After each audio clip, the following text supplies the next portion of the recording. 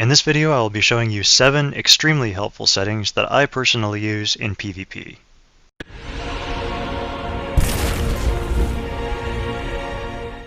Hello everyone, and welcome to another Conan Exiles video. I'm Exiled Phoenix, and this is a guide to PvP settings.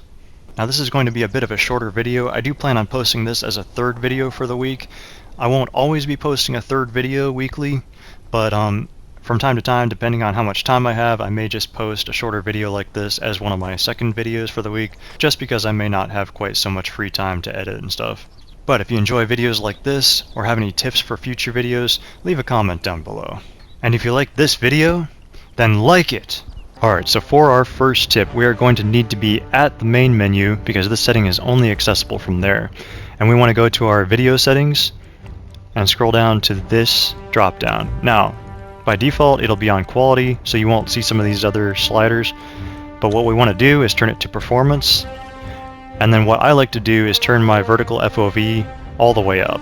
Now this will give you a much better view of the area around your character because the camera will be further away from your character. And while we're here, we don't have to do this from the main menu, but you can adjust your gamma as well. This is the second settings tip.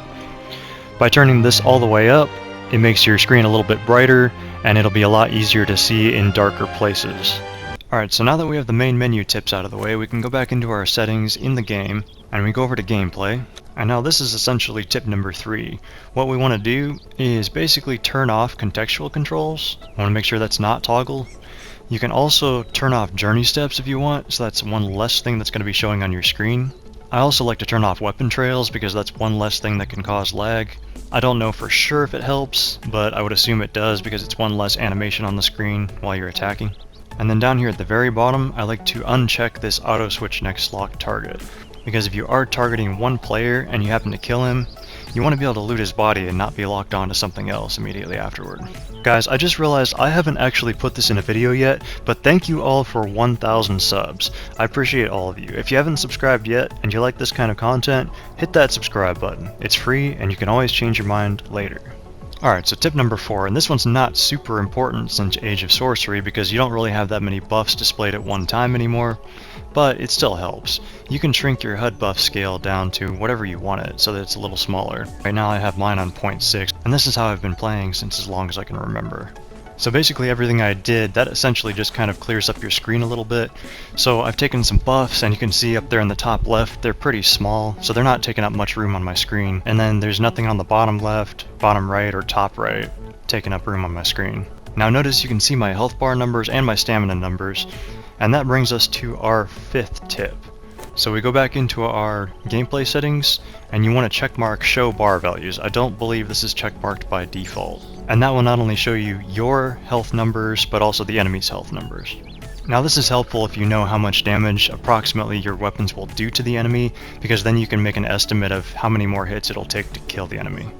And this brings us to our 6th tip, which is in controls. Now, what I like to do is turn my right stick sensitivity all the way up.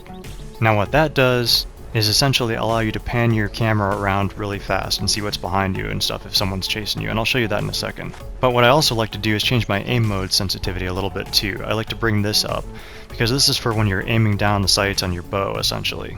But basically with your right stick sensitivity turned all the way up, you can spin around pretty fast. So if you're running from an enemy and you want to look behind you, you can do that pretty easily. The only thing it may affect badly is your free aim for throwing axes or like your light attacks for the bow. Honestly, I think this setting's ability to help you see behind you and what's around you in combat situations is a little bit more helpful anyway. Alright, and now on to our final tip.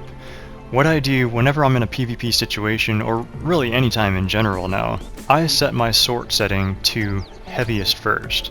That way, if I triangle someone's kit, and I'm over encumbered, I can immediately start dropping the heaviest item in his kit, because it's right there. And any amount of items I need to drop after that follow right behind it. I don't have to move my cursor at all, I just hit triangle a bunch of times, and it gets rid of the heaviest items pretty quick. Usually, it's only 1 or 2 items I need to drop to actually get to where I can run. This is especially helpful if the player had multiple items in his inventory, and you would have to literally sort through to find that heavy thing that you need to drop. Meanwhile, his clanmates are wailing on you with weapons threatening to kill you within seconds. If you made it this far and you like guide videos like this one, check out this video on the left. Thank you all for watching, and I will see you in the next one. Peace and love.